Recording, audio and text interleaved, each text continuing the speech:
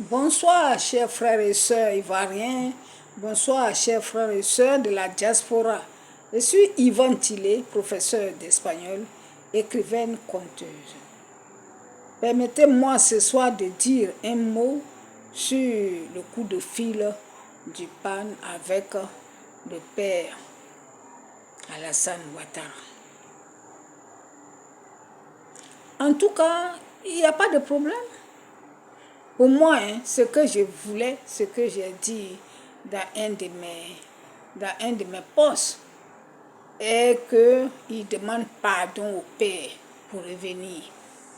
Maintenant, quand il vient être candidat tout de suite, là, ça, ce n'est pas mon projet. Parce qu'il y a beaucoup d'autres cadres dans le RHDP. Le RHDP unifié, là, il y a beaucoup d'autres cadres. Il y a des cadres qui militent et qui sont aussi présidentiables. Donc, si, papa, tu te sens fatigué, que tu ne veux plus te présenter, tu peux faire la passe à l'un d'entre eux. Mais si tu donnes ça tout de suite à Soro, ça sera pris comme un mauvais exemple que les autres vont chercher à imiter. Donc ce n'est pas bon. Soro, le père t'avait dit de venir t'inscrire au RHDP. Tu as refusé. Et tout le problème était là. C'était là le nœud du problème. Tu as refusé. Tu as dit que toi, tu ne veux pas militer au RHDP. Parce que tu as ton parti. Bon, si tu viens, si c'est pour négocier, si c'est pour t'excuser pour le tort que tu lui as fait, quand tu l'insultes aussi sur les chaînes internationales, ça nous fait mal aussi à nous. Nous, tes sœurs et frères, restez en Côte d'Ivoire. Donc, pour que tu puisses être pardonné par tous, quand tu vas venir, il ne faut pas chercher à être tout de suite président, à être tout de suite candidat. Tu peux attendre un peu. C'est 5 ans, ça passe facilement. Tu es encore jeune. Tu comprends, tu es encore jeune. Donc, il y a tes grands frères qui sont là, qui sont aussi des cadres et qui ont déjà occupé les hautes fonctions comme toi. Et qui ont envie aussi d'être un jour président. Donc, il ne faut pas faire ce qui est de l'impolitesse, ce qui est d'insulter son père en public, devienne un exemple en Côte d'Ivoire. Si tu viens, que tu fais d'abord, je ne sais pas, ta punition, au moins il faut qu'il sache que tu t'es mortifié avant de chercher à être candidat. D'ailleurs, si tu viens, que tu milites aussi dans ton parti, s'il te le permet, ça sera bien. Mais venir comme ça, supplanter tout le monde pour être candidat tout de suite, je ne crois pas. Et comment tu vas faire d'abord pour dissuader tes amis, ceux qui t'entourent et qui veulent que vous alliez en Russie, ceux qui croient que le panafricanisme veut dire quitter son précaré pour aller ailleurs, aller en Russie. Ils pensent qu'en allant en Russie, ils seront tout de suite des milliardaires. C'est faux, c'est pas vrai. Même chez eux là-bas, il y a des gens, il y a aussi un groupe qui possède toute la fortune. C'est pas tout comme ça. Ce n'est pas parce qu'on dit communiste que ça va changer. Ça n'a jamais changé.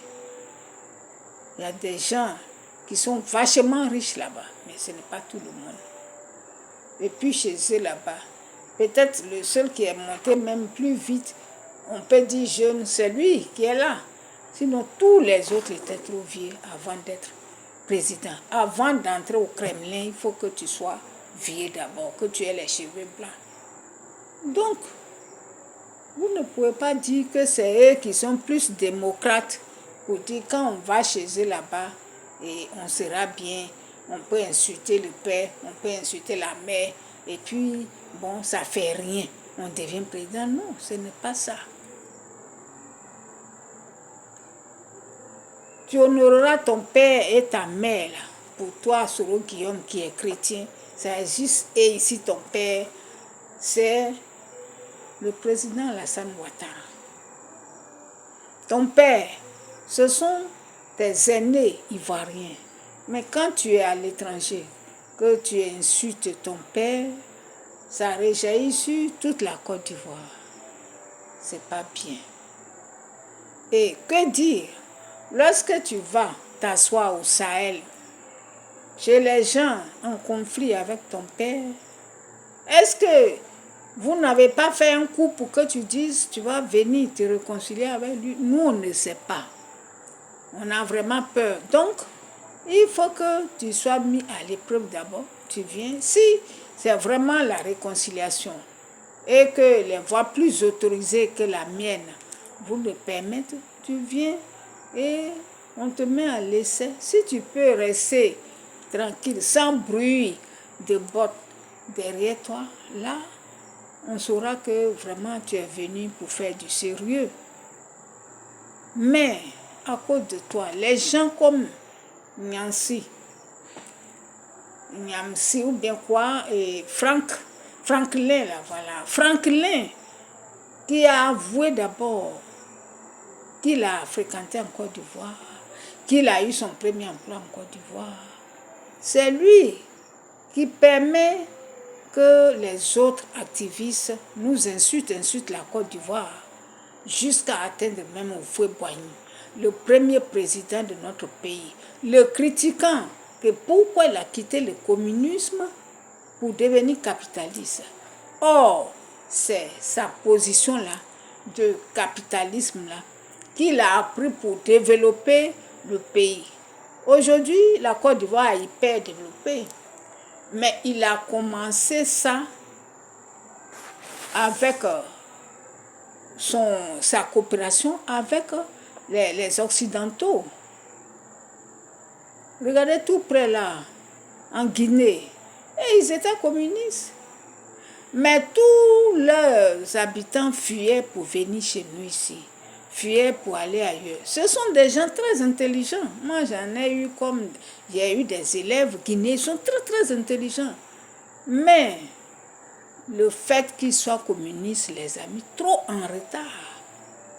Donc moi, je crois que si tu peux arriver à convaincre tes amis là de te laisser tranquille, de te laisser rentrer chez toi sans beaucoup de dégâts, ça sera mieux.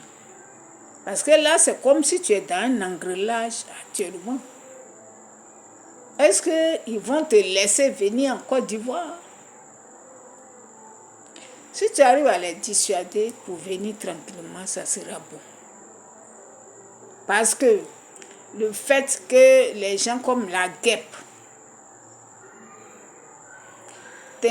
insultent toujours le président, c'est à cause de toi. Cela aussi, il faut les dissuader de leur entreprise là, qui est l'entreprise d'injures à la Côte d'Ivoire. Si toi tu dis tu ne veux plus être belliqueux, on dit oui, toi tu es ado mouton, tu es mouton.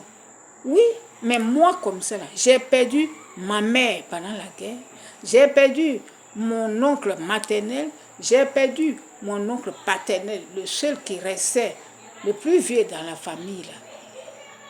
Quand les rebelles de Mpigo sont rentrés au village, il a eu crise cardiaque et il est mort. C'est pour cela que nous ne voulons plus de la guerre là. Quand la guerre arrivait à Abidjan, j'étais à Bobo. Mais c'est à la gare, là, au rond-point.